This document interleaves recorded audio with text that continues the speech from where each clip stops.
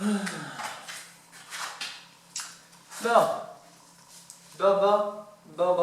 bon. Vidéo.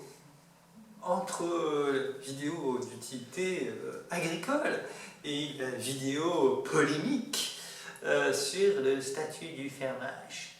Le truc le plus détesté de tous par les propriétaires de terres agricoles, qui ne sont pas agriculteurs.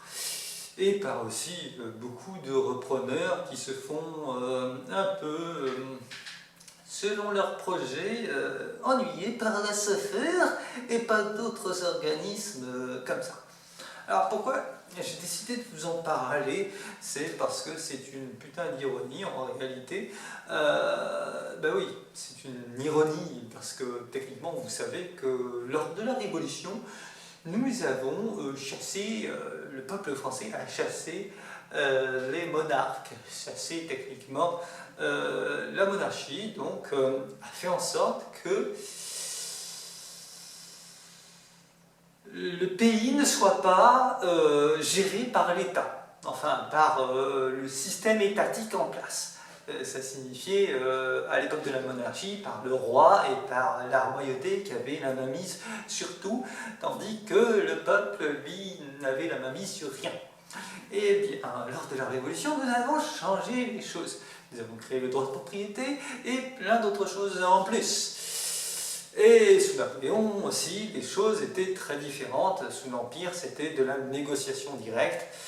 Et malheureusement, le statut du fermage, avant 1945-46, c'était très différent. Et c'était plutôt un statut de négociation entre le propriétaire et le fermier. Et apparemment, d'après certaines histoires, certains propriétaires auraient été un peu trop durs envers ces petits fermiers. Alors pourquoi je dis ça? Parce que c'est assez ironique.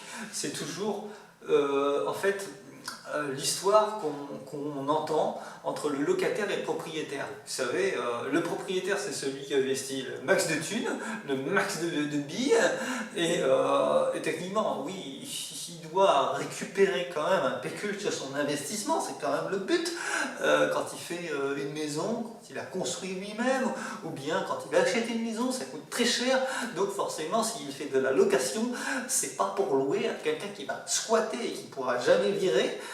D'ailleurs, c'est assez ironique, parce que les squats qu'on entend, d'actualité, ces squatteurs qu'on a du mal à virer, que les propriétaires ont tellement du mal à virer qu'ils sont obligés de rester en caravane. Sans vouloir vous vexer, vous pouvez faire un joli petit parallèle avec le statut du fermage, parce que c'est des contrats tellement torrents pour les propriétaires qu'au final, même s'ils ont envie de dire « moi j'aimerais bien mettre des chevaux à la place », oui, j'ai envie de mettre des chevaux, ou j'ai envie de faire autre chose que du blé monoculture. Eh bien, c'est pas toujours évident, voyez-vous. Souvent de fois, c'est plutôt le propriétaire qui l'aura dans l'os. Donc, là encore, vous voyez, c'est le cas des propriétaires qui se font tellement bien spolier leur terre par la loi qu'au final, ils n'en profitent pas. Et leur héritier non plus, parce que tu peux être agriculteur, mais si ton fils il n'a pas envie d'être agriculteur et qu'il a envie d'être artisan ou autre, eh bien tes terres agricoles risquent d'être préemptées par la SAFER et tout. Tu risques de l'avoir très mal si tu as décidé de faire, je sais pas, juste des fruitiers ou une association. Tu risques, il va falloir bidouiller les choses pour que leur tordre un peu le cou, parce qu'autrement tu risques d'avoir beaucoup de mal à y faire face. Alors, techniquement, avant, vous saviez qu'il y avait ce qu'on appelle les pré-vergers. J'en ai parlé sur ma publication quand j'ai proposé de reprendre des terres. Voilà, en recherche de terres agricoles et de petites parcelles de terre, je veux dire, même 500 mètres carrés. Pourquoi? Parce que c'est un système qui permet de faire plusieurs exploitations, plusieurs choses d'utilité intéressante, des arbres, des poules, des ruches, et donc c'est quelque chose qui permet de diversifier les acteurs qui vont utiliser cette terre. C'est pour ça que, voilà. Mais bien entendu, on sait très bien que les monocultures de blé avec leurs grosses machines, etc., c'est très compliqué. Et le château, tu as un nain, et je te donnerai à manger tout à l'heure. Pourquoi bon, d'accord, ça peut aller dans la poche, tomber dans la marmite, comme on dirait. Mais bon, pour revenir à ça, donc on est avec les statuts du fermage avec une espèce de bricolage d'État qui coince tout simplement les propriétaires. Mais ce qui est très très intéressant, c'est que vous voyez, on a critiqué les propriétaires quand on a créé le statut du fermage de 1945-46. On a tordu le cou des propriétaires. Les propriétaires ont été spoliés, ils peuvent très très difficilement se débarrasser du fermier et exploiter leur terrain. Et comme je vous l'ai expliqué, enfin comme je vais l'expliquer, en effet, je vais l'expliquer sur mon profil Facebook, mais je vais l'expliquer ici. Si vous faites le calcul, généralement les terres agricoles, vous allez les acheter à 10 000 € l'hectare. Ce qui fait que si vous en prenez un total de 10 hectares, admettons, ça va vous coûter environ dans les 100 000 €. Bon, vous allez me dire, c'est normal, il y a de la terre. Mais imaginez un seul instant qu'elle soit en fermage. Généralement, vous allez voir que le fermage, avec les indices de calcul, vous avez selon la qualité du sol, la région et tout, ça va être, selon l'indice annuel, ça va être entre 100 et 200 € l'hectare. Et pas par mois, par année. Donc vous comprenez que si vous avez 10 hectares, ça vous revient au maximum à un total de 2 000 € par an pour les 10 hectares. Et vous aurez mis en bille, dès le départ, 100 000 €. Donc maintenant, je vous force à ce petit calcul. En combien d'années vous allez récupérer votre investissement? Parce que c'est très important de le prendre en compte. Eh bien, vous risquez de récupérer votre investissement le jour de votre mort. Car j'ai bien peur que 50 ans soient passés avant que vous puissiez jouir d'avoir réellement un gain de 2 000 € par an pour donner peut-être à votre fils, ou plutôt votre petit-fils ou arrière-petit-fils à ce moment-là, pour qu'il paye un loyer par an lors de ses études. C'est triste, hein? Mais c'est la réalité. L'autre réalité à voir, quand même, parce que l'agriculture est un monde tellement passionnant. Mais bon, comme je vous l'ai dit, avec les problèmes de location des locataires et des propriétaires en même temps, les locataires qui disent « nous voulons des locations à bas prix » et les propriétaires qui ont tellement investi de thunes, parce que ça coûte très cher maintenant, et avec les inflations et tout, c'est encore plus cher. Et bien ici, quoi, il veut louer à un prix de mendiant. Mais c'est pas possible, parce qu'il y a l'eau, l'électricité. Non, mais c'est pas vrai, tu peux pas. Non, c'est. Moi, j'habite La Rochelle, il y a des étudiants qui veulent louer, c'est vrai, mais voilà. Moi, comme j'ai dit dans une autre vidéo, qui peut-être fait polémique, oui, un président de la République, ça gagne 10 000 € par mois. Au bout d'un an, ça gagne 120 000 € par mois. Je pense quand même qu'ils peuvent investir dans des immeubles pour des locataires étudiants. Ça leur rapportera pour leur retraite. Et au moins, ça servira à la cause publique. Malheureusement, je ne sais pas si c'est vraiment ça qu'ils ont dans leur tête avec leur pognon. Donc, voilà. Mais bon, c'est très intéressant parce qu'on vous casse le marché, mais finalement, ce que je me rends compte, c'est que la République, la chose publique, s'est mêlée de la chose privée, parce que techniquement, oui, la chose publique ne devrait pas s'ingérer dans la chose privée, mais elle a un don énorme pour ne pas savoir gérer l'argent des Français, eh ben oui, elle a donné je ne sais pas combien de millions à McKinsey quand même. Et pourquoi? Pour pas grand-chose. Elle a une manière de gérer leur argent qui est tellement intelligente qu'il y a forcément un très grand écart entre les ultra riches et l'État, parce que l'État ne sait pas gérer son argent. Et puis, un très grand riche, techniquement, si son entreprise se casse la gueule, il paume tout. Alors que l'État, le gouvernement, le président, etc., il peut faire autant de conneries, il sera toujours payé par le contribuable. Donc, voilà, ils ne prennent pas trop de risques quand même, ils se mouillent pas trop. Ils ne perdent pas leur tête maintenant, parce que oui, forcément, ça deviendrait très très grave qu'on coupe la tête du président. Contrairement à la Révolution, on a guillotiné le roi quand même. Mais voilà, l'État a réussi, l'État, la chose publique, la République, a réussi à foutre en l'air le droit de propriété sur les terres agricoles. Comme ça, le propriétaire a des terres agricoles qu'il ne peut pas exploiter s'il n'est pas lui-même agriculteur, et il a un loyer de misère à la fin de l'année qui est ridicule par rapport à l'investissement fait. Parce que vous trouverez rarement 10 hectares à 2000 euros. Pourtant, techniquement, 10 hectares en fermage, ça devrait être vendu maximum à 10 000 euros. Je vous le dis tout de suite, maximum à 10 000 euros parce que c'est logique.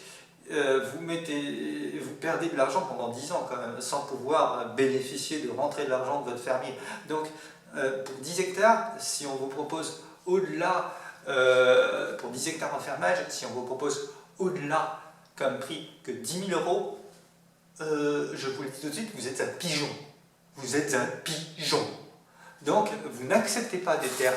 Ou bien vous avez la capacité agricole, ça veut dire que vous êtes un agriculteur, et là, vous avez peut-être la capacité de court-circuiter le système. Mais dans les autres cas, évitez ça. C'est pas rentable du tout. Sauf si, en effet, vous fixez le prix avec le vendeur qu'on a marre, qui est sur son lit de mort, etc. et que vous lui dites, ben moi, je verse 10 000 euros, tes héritiers, de toute façon, le temps qu'ils gagnent 10 000 euros, il leur faudra 10 ans. Donc moi, je leur verse 10 000 euros d'un coup et je récupère tes 10 hectares et j'attends 10 ans avant de récupérer un investissement, enfin de récupérer de l'argent sur mon investissement. Ce qui, 10 ans sur une vie, c'est quand même pas rien. Si tu commences à acheter à 20 ans, il faut que tu attendes 30 ans avant de récupérer de l'argent de ton investissement. Ça peut encore aller. Mais bon, voilà, tu as quand même fait une bonne partie de ton existence là. Mais ça peut servir pour tes enfants. Quand tes enfants feront des études, à ce moment-là, tu auras sur 10 hectares 2000 euros par an pour pouvoir payer un loyer. Parce que oui, moi par exemple, j'ai un hectare en fermage en ce moment. Ça me rapporte pas 2000 euros par an. Je le dis tout de suite. Comme c'est divisé en parcelles de 5000, ça me rapporte ça me rapporte pas tout à fait 100 euros. Donc c'est un peu moins de 200 euros. Mais voilà, vous pouvez vous fixer ce prix-là, je gagne 200 euros par an. Ce qui signifie à peu près 1 ou 2 semaines de course par an. Avec ça, on va pas loin. Avec ça, on ne va pas loin du tout. Mais voilà, en gros, il faut vraiment vous dire que le fermage, c'est une escroquerie d'État. L'État a réussi à foutre le droit de propriété sur les terres agricoles en l'air. Et ensuite, parce que ça ne veut pas dire que parce que tu es propriétaire et que tu n'es pas agriculteur, que tu es forcément crétin. Comme je le dis, avant, il y avait des exploitations agricoles avec des prés vergers, ça pouvait attribuer plusieurs acteurs du monde agricole et le propriétaire pouvait planter des arbres sans problème. Les arbres, ça pousserait voilà, dans le temps et ça donnerait des fruits. Et voilà, dans ce cas-là, le fermage pourrait être considéré comme juste parce que au moins le propriétaire aurait la capacité d'avoir une récupération d'avoir un profit sur son investissement. En ce moment, c'est pas le cas. Donc pour toutes les choses, si vous avez des fermiers qui veulent faire des monocultures de blé à leur idée, etc., avec des grosses machines, vous oubliez tout de suite le fermage. C'est une stupidité monumentale. Tanguy, je sais plus quoi, qui a créé cette loi-là, était un allumé du ciboulot, mais il a réussi à foutre en l'air le droit de propriété. il a mis la première brique de la pyramide de la destruction du droit de propriété. Parce que depuis, on voit la taxe d'aménagement. Ah, puce, on voit la taxe d'aménagement. Alors, quand vous voulez faire une serre pour faire pousser quelques tomates, vous allez payer avec toute la déclaration et tout, vous allez payer une taxe d'aménagement qui fait qu'au final, vous allez mettre de l'oseille avant de faire du profit. Mais ils sont tellement intelligents dans notre société, nos gouvernants, ils ont tellement d'intelligence qu'ils font tout à l'envers. Généralement, il vaut mieux faire du profit pour avoir une capacité de consommer, donc pour pouvoir avoir une capacité de payer. Celui qui ne gagne pas d'argent ne peut pas payer. Donc, quelqu'un qui n'a pas beaucoup d'argent, qui investit dans une terre pour pouvoir cultiver pour sa famille ou autre, qui construit une serre, ben là on va lui dire, bon ben là ta serre, il va falloir payer taxe d'aménagement, qui n'est même pas identique partout en France. C'est même pas quelque chose qui est égal et où tous les Français sont égaux. Donc là aussi c'est ironique. Et voilà, je veux dire, peuple de France, chers concitoyens, arrêtez de vous faire bouffer vos droits par l'État. L'État, c'est la République, c'est la chose publique. On devrait avoir l'hôpital qui s'en sorte bien, c'est ça leur priorité, c'est l'hôpital public. C'est quoi leur priorité? C'est l'éducation nationale. C'est quoi leur priorité? C'est les éclairages la nuit, c'est tout ce qui appartient au domaine public, à la chose publique. Eh ben non, les choses publiques, elles se dégradent tout le temps, ça se casse la gueule monumentalement. Par contre, la chose privée, elle se casse la gueule pour le profit de l'État qui récupère taxe, et droit, parce que maintenant tu achètes un terrain, c'est à peine, tu l'achètes une année, le PLU le lendemain il change, et puis ça y est, tu n'as plus les droits. D'accord, je suis en zone agricole, mince, je ne peux plus rien faire, c'est ça que vous êtes en train de me dire, je l'ai acheté, j'avais le droit de construire une baraque, là je n'ai plus le droit de construire une baraque. Non mais vous vous foutez de ma tronche. Ou bien, chose encore plus incroyable de nos chers élites, ils ont réussi à créer des PLU qui font que quand tu as une maison dans une terre à la base agricole, ils arrivent à te créer un PLU qui s'appelle zone agricole protégée et qui fait que si tu as une partie de ta maison qui se casse la gueule, bon, on va te donner le droit de restaurer en cas de sinistre. Mais bon, sur les textes de loi, ils pourraient très bien te dire, va te faire voir, ta maison s'est cassée la gueule, elle doit redevenir une forêt maintenant. Mais mince, j'ai payé 250 000 € pour ma maison, mais vous êtes en train de me dire que je ne peux plus rien faire sur mon terrain. Non, mais vous vous foutez de ma poire. Techniquement, c'est ça. L'État est en train de se foutre royalement de la poire des concitoyens français. Enfin, des citoyens du peuple français. Donc, il ne sait pas gérer son argent, il ne sait pas gérer ce qu'il devrait gérer, la chose publique, et il continue de détruire la chose privée, qui est techniquement ce qui est capable d'avoir la possibilité d'entreprendre. Je veux dire, quand tu achètes un terrain, etc., avec ton droit de propriété, tu devrais être libre d'entreprendre. Certes, il ne faut pas que ça dérange le voisin, mais tu devrais avoir une certaine liberté d'entreprendre sans avoir l'État qui te casse les couilles tout le temps, qui te dit « tu as le droit de faire ça, tu n'as pas le droit, tu n'as pas le droit, tu n'as pas le droit, tu n'as pas le droit ».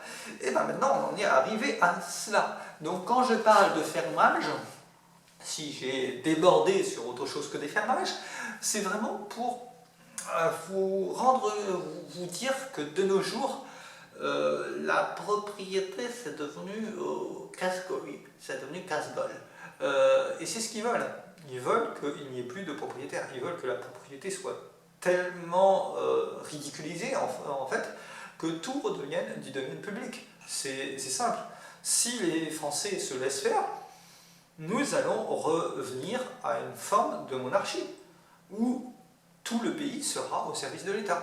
Et en fait, on reviendra au même cirque qu'avant. Maintenant, je vous pousse à la réflexion. Est-ce que c'est dans votre intérêt de laisser l'État tout récupérer, en sachant que c'est un gérant absolument médiocre, et qu'il est hyper endetté, je vous pousse à cette réflexion.